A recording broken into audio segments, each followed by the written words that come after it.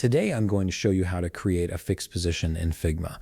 This is incredibly useful when you're designing interfaces and want certain elements like navigation bars or floating buttons to stay in place while the rest of your content scrolls. Let's walk through this step by step. First, open your Figma application and navigate to the project or file where you want to apply this fixed position effect. Make sure you're working on the right frame or page, as this will help you stay organized, especially if you're managing multiple design files. Now, let's say you have a rectangle shape on your canvas that you want to make fixed. This could be anything: a header, a sidebar, or even a call to action button. The key here is selecting the element you want to keep stationary during scrolling. Go ahead and click on that rectangle to select it.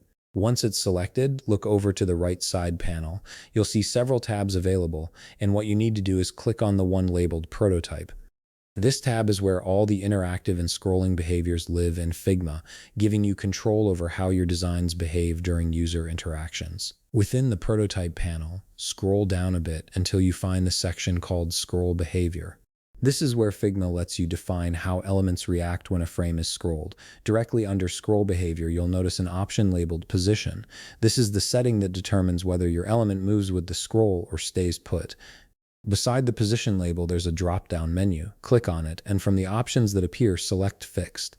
By doing this, you're telling Figma to keep this element in the same spot on the screen, regardless of any scrolling that happens within the frame. It's a simple toggle, but it makes a huge difference in creating realistic, functional prototypes. Now, if you glance over to the left side of your screen, you'll see a section labeled Fixed. Under this heading, Figma automatically lists all the elements in your file that currently have a fixed position applied.